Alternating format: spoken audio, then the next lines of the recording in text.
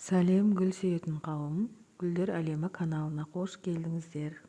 Бүгін мен сіздерге кәдімгі одноразовый стаканменен гүлдерді қалай суғару керек екенін көрсетейін деп тұрмын. Осындай кішкентай стакандарды күніге су құйып әуре болмайсыз. Қалай жасау керек, не істеу керек бәрін көрсететін боламын. Видеоның соңына дейін көріңіздер. Каналыма тіркелмеген болсаңыздар тіркеліп, лайк басып, комментария жазып, түсінбеген жерлеріңізді сұрасаңыздар болады. Қоңыраушаны қосуды ұмытпаңыздар. Менің каналымды көптеген көрермендер тіркелмей көреді екен. Тіркеліп алыңыздар. Және де қоңыраушаны қосып қойсаңыздар, менің бізге қазір осындай қарапайым ыдыстар керек. Өздеріңіз білетіндей қаймақтың ыдысы пластмассовый. Осындай кішкене горшоктарыңыз болса, осындай горшогы кішкене гүлдеріңіз болса, осылардың астына кәдімгідей, орысша айтқанда фитильный полив дейді ғой, мысалы. Қазір мен осы пальма негізі өз влажность жақсы көреді. Осыларға қазір істеймін. Осындай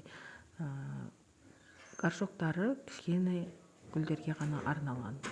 Үлкен горшоғы бар гүлдерге ол болмайды. Мінеке бізге қазір осындай одноразовый стакандар керек. Мынандай кафронды осындай лента мен алдын ала бәрін қиып дайындадым. Кәдімгі кафрон колготка, обычный кафрон лентаға қиып аласыздар. Алдымен осылай салып өлшеп аламыз. Айналасын горшоктың астына ауа кіріп тұру үшін осылай даққа ғана тесіп аламыз, айландыра. Сөйтіп, мынау күйеуімнің аппараты екен, өте керемет зат екен. Мен қашаннан бері бұны білмей жүр екем. Мінекей, дәл осылай стаканның айналасын тесіп аласыздар. Бұның не пайдасы бар дейтін шығарсыздар. Бұның пайдасы кішкентай горшоктың ішіндегі топырағы аз болғандықтан тез кеуіп қала береді олар. Себебі топырақ аз, құйған суыңыз топырақтың астына ағып кетеді. Ол топырақта тұрып қалмайды, сондықтан жиі кеуіп қалады. Бұндай жағдайды әсіресе бір жаққа қыдырып кетіп баратқанда, не болмаса сондай бір ұзақ жолға шыққанда, сол осыны күтімін жасашы, құйшы деп біреуге өтініш қылмай-ақ, 2-3 күнге, бір аптаға мысалы бір жаққа кететін болсаңыздар, дәл осылай жасап қойсаңыздар, ешкімге жалынбайсыздар. Себебі кішкентай горшоктың ішінде топырақ аз болғандықтан тез кеуіп қалады. Мінекей астына осылай тығып аласыздар. Абайлап, тамырын зақымдамай, кішкене тамырға кейбіреулер болады ғой. Горшок кішкентай, ол топырағы тез кебеді. Сөйтіп, асты кеппей жатып, нормадан тыс су құйып жіберетіндер болады. Сол үшін осы жақсы әдіс. Өзіңіз үйде болсаңыз да осы әдісті жасап қойсаңыз, уже ыдыстың ішінде су бар. Ішіндегі ыдыс ол испарение болып кетуі де мүмкін. Және осы кафрон колготки арқылы топыраққа қарай сіңіріп тұрады. Топырақ өзіне тартып тұрады. Ол үшін сіздің топырағыңыз су тартатын топырақ болу керек. Борпылдақ су тартатын топырақ болу керек. Тек қана универсальный топырақта отырған болса, олар суды өзіне тартпай қалуы мүмкін.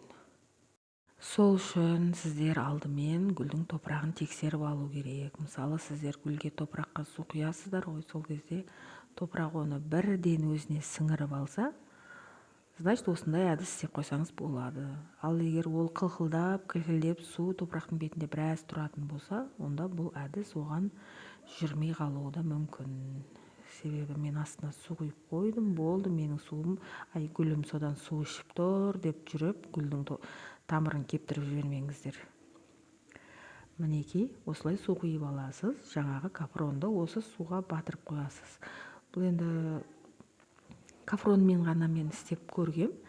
Бұлай негізі басқа да маталарды пайдаланса болады екен. Мен өзім кафронмен бұрында да істеп көргем. Әсіресе жаздың күндері көп жасап қоям осындай әдісті. Сол себептен кафронмен істеп көрсетіп жатырмын сіздерге, өз практикамда болғандықтан. Ал басқа да адамдар басқа да нелермен, маталармен жасай береді екен. Мінекей осылай суға салып қоясыздар. Осыдан өзіне керекті суын алып тұрады. Бұл әдісті жасағаннан кейін топырақты 1-2 рет тексеріп көріңіздер. Жоғарғы жақтан саусақты тығып, мен өзі барлық видеомда көрсетіп отырамын қалай тексеру керек екен. Солай саусақпен тексеріп тұрыңыздар. Себебі топырақ астынан су алмай қалу да мүмкін. Енді ол деген жаңағы не емес қой, жоғарыдан құйғандай болып тұрмайды ғой бұл. Сол себептен тексеріп, қайта-қайта тексеріп тұрыңыздар. Егер намы жақсы, бір қалыпты су алып тұрған болса, онда ол дұрыс.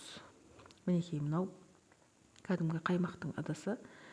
Менің жаңағы одноразовый стаканға сыймайтын горшогымды мен осының бетіне қояйын деп тұрмын қазір. Осылай да ғана кесіп алсаңыздар болады екен. Мына бір аппарат тиегі өзі керемет аппарат екен. Маған горшок тескенге, мынандай осындай нәрселер жасағанға ыңғайлы екен. Мінекей, мынау менің кешегі гүлім, пальмам. Осы пальмамның астына аккуратно авайлап кіргізесіздер. Мен өзі барлық гүлдерімде астында керамзит бар. Мынада керамзит жоқ, себебі бұл гүл базардан алынған. Олар магазинде болсын, базарда сатылған гүл болсын, олардың астында керамзит болмайды, олар керамзит салмайды. Тікелей топырақтың өзіне отырғызады. Мінекей, топыраққа осылай кіргізіп қоясыздар. Анық көрініп тұр деп ойлаймын сіздерге. Осыны суға батырып қоясыздар. Мінекей, біреу істесеңіз де болады, екеу істесеңіз де болады, енді ол өзіңіздің қалауыңыз. Бірақ бұл да нормадан тыс болып кетуге болмайды. Мінекей, осылай салып қоясыздар. Горшок, көрдіңіздер ғой, горшок осылай тұру керек, бірақ тамырға су тимеу керек. Гүлдеріңіздің тамырын шертіп жіберіп жүрмеңіздер, тағы менен көріп істеймін деп. Мінекей, осылай тұрады. Бірінші, екінші күндері су тартпауы мүмкін, себебі мата өзіне керекті суды тартып алғанша да. Одан кейінгі күндері уже гүлдің топырағын саусақтарыңызды тығып тексеріп көріңіздер. Егер намы жақсы болып тұрса, ол астынан су ішіп жатыр. Ал егер ол астындағы су, ол испарение болып кете береді. Тесіктен де, басқа жақтан да испарение болып кете беруі мүмкін. Сол үшін саусақпен топырақты тексеріп тұрамыз. Жоқ дегенде бір апта, бір айға дейін тексеріп тұрамыз. Егер суы азайып, топырағы намы жақсы болып тұрса, значит ол астынан су ішіп жатыр деген сөз. Бүгінгі видеом сіздерге пайдалы болды деп ойлаймын. Каналыма тіркелмеген болсаңыздар, тіркеліп, лайк басып, комментарий жазып, қоңыраушаны қосып қойыңыздар. Назарларыңызға рахмет.